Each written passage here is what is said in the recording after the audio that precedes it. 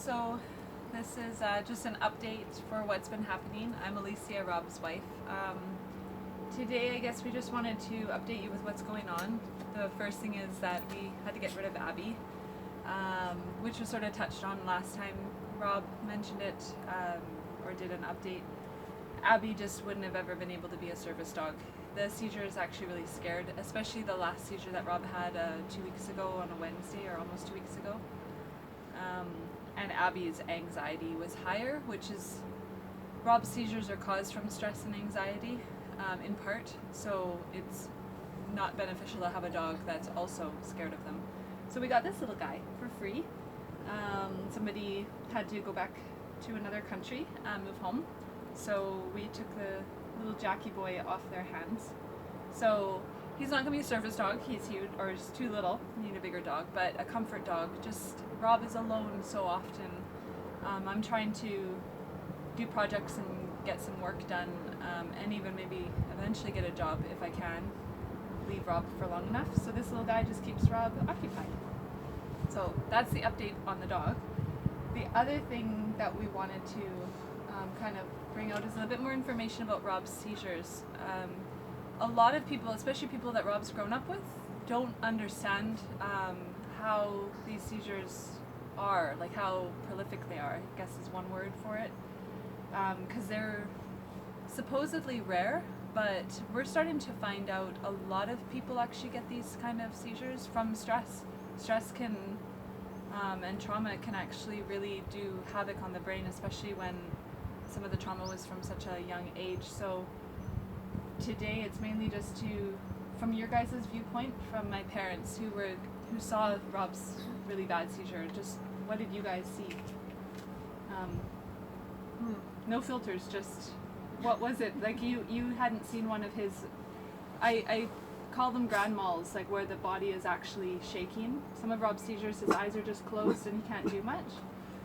But I hadn't seen Rob in a seizure until, like a full-blown one, until almost 2 weeks ago. And it was actually pretty terrifying. And to see him with no ability to do anything himself, he was just crumpled up, all mangled on the floor in the basement on a cold cement floor in extreme pain. When he could, actually when he did move, he was heaving, so his whole body was and in such agonizing pain, and it was scary. It was hard to hold back the tears and what can I do, and you can't do anything. you can't touch him because it makes it worse. Yeah.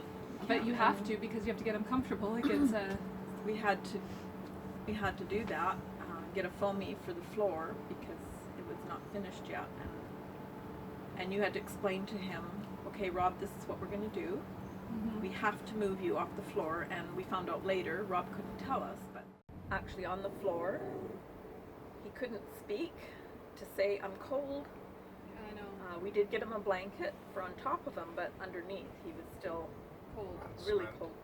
So Neil went and got foamy, not too thick, but Camping foamy. A camp mat, yeah. and then you had to explain to him, okay, Rob, because he's conscious, but he can't speak. He can't move, Okay, he Rob. can't speak, yeah. Yeah, we're going to have to move you. So it took how many of us? 3 of us to get him onto the... Get him onto the mat. He understood what was happening, so he's bracing for the moments of pain to do that, extra pain. And then we got him on there, and he did slowly settle down. And you straightened him up because his leg was mangled and his shoulder was mangled in extreme pain. Yeah, he slid down the stairs, which we just uncovered. So they were just plywood stairs. So as he started to fall, I was able to catch him, but if you picture a toddler trying to get out of your arms, 2 or 3-year-old toddler, that sort of like the seizures, like the muscles just go so rigid that I don't have control. So I just tried to protect his head, mostly his head, but sadly his arms and ribs kind of scraped. But he did heave with pain, like Yep. he thought his shoulder was out of joint. He had it all twisted behind him, and every time I tried to move him for like an how long? hour, An hour and a hour. half till you guys in found that me. position. And I couldn't leave him because his head kept moving against, hitting the wall or the floor. So I couldn't get my phone. I couldn't call you guys. Yeah. What was Abby doing during that time? He was frantic. Abby was, he was barking, but he was crying mostly, and he was just back and forth up the stairs. There were some aspects of Abby that comforted you because you knew the dog was concerned, and that's the biggest thing you actually need, is to know that there's people that are concerned for you. That is what a comfort dog is helped with when we were at Cuthbertson's. But Abby reacted badly the next 4 days. Like every time you weren't moving, he'd nudge you, and during a seizure, touch hurts you. Actually, you should describe what you're feeling during a seizure. During a seizure, it's really frustrating because, here, I'm just going to turn the camera around. During a seizure, it's super frustrating. I can't communicate. When I was on the stairs there, my knee hurt, my ribs hurt. I knew that I couldn't do anything about it, and I didn't have any way to communicate it to you. And so, I was just trying to accept certain pains in my body, if that makes any sense. I was like, that's gonna hurt, my ribs are gonna hurt, and but the worst thing for me is that at that particular time, it's like my migraine goes on full volume, and there's massive ringing in my ears.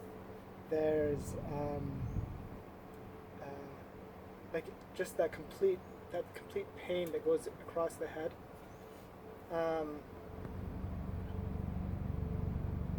And it's also sadness, because I'm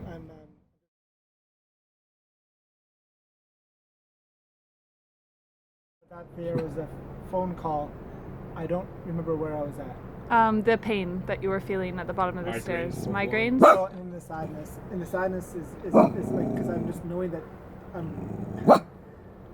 as I put it to myself in my own head, I'm sort of inconveniencing, I'm inconveniencing people. There's and you're terrified when I'm like that, because it is dangerous, and you wonder, what do you wonder? If I'm gonna come back alive, or What it's gonna do to your brain? What if you don't come out of it? The 9 days that we spent at the hospital, maybe we should put Puppy inside.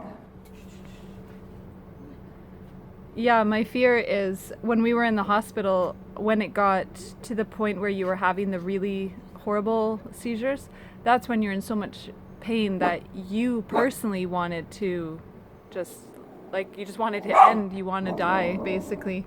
This kind of epileptic seizures, non-epileptic seizures, are twice as dangerous as regular epileptic seizures, because the person is giving up. It's their nervous system giving up. So the two things that cause it is 49% of people would die from suicide, and 51%, if I have it totally correct, is cardiovascular failure. And so that's always my fear, is when your seizures are so long, your body is in so much pain and it's so tired that it'll eventually and you did stop breathing in the hospital once or twice. They've given us a cream to relax your muscles, and the cream is toxic, just so you can breathe. So, but also it's so disheartening, because the amount of pain that you're in, anybody with any heart doesn't want to see somebody with that much pain.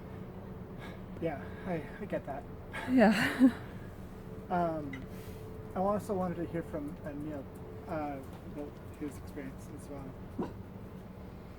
So, I've watched you through a few seizures, smaller ones. But the one that really upset me was when we found you at the bottom of the stairs with Aleesia. She had been there for an hour and a half, not able to call me, who I was just upstairs. But I had no clue what was going on down there, so that was really disconcerting, because Same house. Yeah, we're here to help. More like that Aleesia needs a service dog, someone who can go get my meds or go and grab you guys or something, Yeah. right? Somebody who'll make me laugh. So we should try to make some sort of an arrangement there, but the point that we're getting at is your need is such that you have to have somebody close by, conscious of what's going on at all times. I was just upstairs 40 feet away and I had no clue. Yeah. None. That's why I can't go to work, because You can't go to work. once Rob starts to get the signals that a seizure is coming on, it's already too late. He can't really, for the most part, call anybody.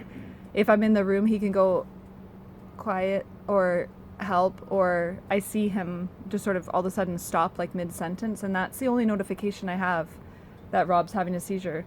Even a dog, we don't know, like a lot of dogs, service dogs, sorry, just one moment. A lot of service dogs, they can tell when a person's having a seizure or about to, but I think that's the electrical epileptic seizures, regular seizures, because they can probably sense the difference in the body.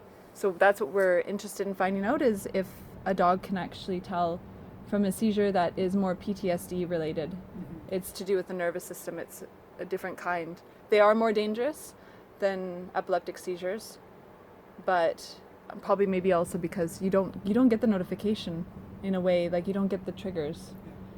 Hey, Or no, you don't like dogs, by the way. No, I do not like dogs. But In this case, I have acquiesced because I know that it's more than just a dog. It is an aid or a help for your emotional makeup, for your nervous system too, just to have that comfort there. So I allow the growler to Hey, walk through my house. the first and thing we're doing is training him to not bark so much. I'm having my issues, and pretty soon I will need help. But he's a necessary member of the family Yeah. at this point. what do you think? How do you? I might have to cut this a bit. But That's okay. You don't have to cut it. People can see how you struggle with words. thank you. You never used to. I was going to ask, what do you think of the GoFundMe thing? What would you want to say to our people who who are on GoFundMe and wanting to help?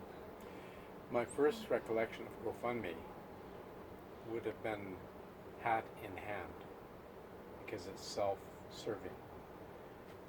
Now I see the reason which you are putting forward as needing help isn't so much hat in hand. It's more, I have a circumstance, a situation I can't deal with, and I'm powerless to change things, and I do need help. So in our case, we're happy as a family to work with that, but it's far beyond our ability to make the circumstances really work for you because of the financial aspect. We're at the end of our life. We're limited in funds. So how much can we do? So I'm looking at the GoFundMe as a legitimate, moral way to ask your friends to consider your needs. And so it's not hat in hand. There is a real need. It's beyond our ability to help out. We're doing everything we can, but it's just not enough to deal with the physical aspects of what you need. And you guys have done a ton. I mean, you bought this place so Rob could recover, Yeah. but all the money's gone into the property and just the house. So Can you just define recovery, please?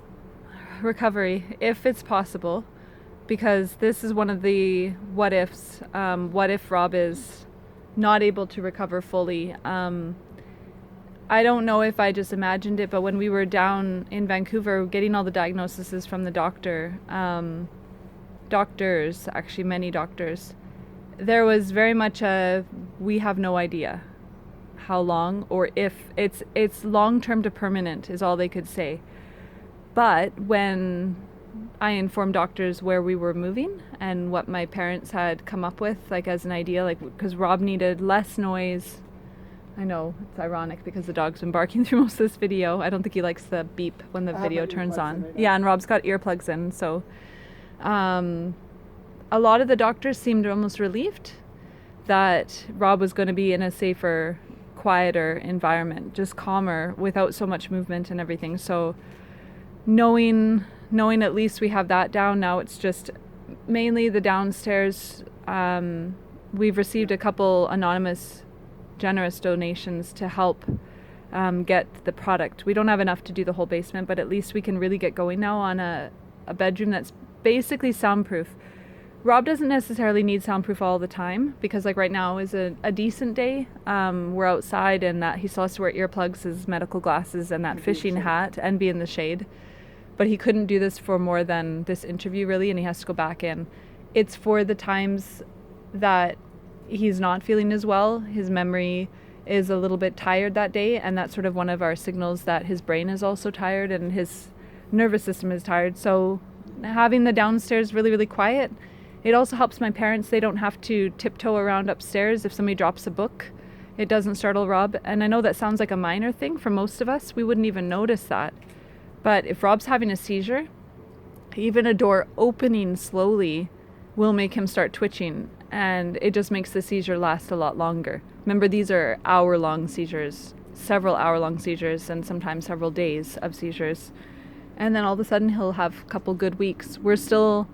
Even the neurologist said, like, you guys are going to have to come up with creative ideas on how to get out of them. And that's what we're trying to accommodate for the next couple of years, that Rob's able to have a spot where it is totally quiet and then he's just laying there, and he can lay there and instead of thinking about every noise and every sound, he can start thinking, okay, what is my body doing right now? Is my brain tingling? Is my feet tingling? Yeah, focus more on recovery and starting to pay attention to what is body, because we're starting to realize too that in the past couple of years there may have been, I think every human gets like little hints that maybe they're overdoing it, but I know I'm very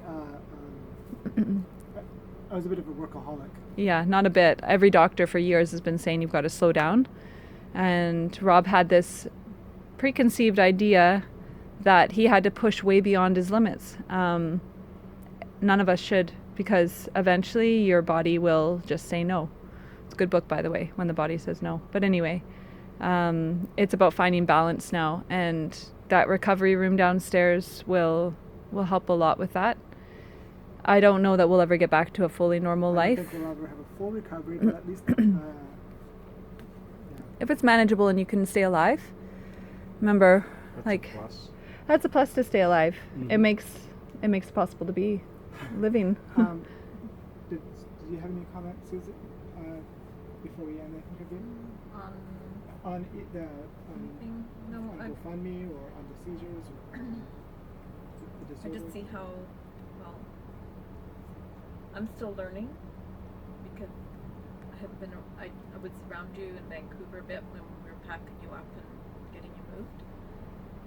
And even then, when we were doing that, you had to stay at the furthest room away, no noise. And Aleesia kept saying, "No, you're too noisy, you're too noisy." Oh, okay. And then it was after that you really deteriorated. No, actually, it was, you started to improve a little After bit. we moved out of our condo, after we sold, that stress was gone. And you had the little Yorkie Yeah. from upstairs on your lap, and there, like, it just wouldn't leave your side, and that was really What you needed. Mm-hmm. healing. It was. A healing dog. So I've seen you at your worst, and right now you're doing not too badly. Today. Kind of a little afraid of what might trigger another Yeah. episode. I almost started to go. We were at an office this morning, and even then, just some activity in the hallway as I was walking from the doorway to the hallway. It was just too much activity, and it just kind of set me over. And by too much activity, he means a person came out of an office and was excited to see our little dog. That's too much activity. Rob almost went from, he pretty much almost overnight, that prednisone shot, and all the stress of a bunch of things, and other things that we haven't put on the GoFundMe because they're private, but other things that have been happening too. He went from being up scaffolds, owning a corporation, having a crew of people, managing everything, doing accounting, like everything. He would work super, like Rob never stops working, ever. Barely ever. Like it's pure exhaustion, basically doesn't even. And he went from that to overnight not being able to do much. And one of his triggers, I think, is when he sees all of us moving around and active.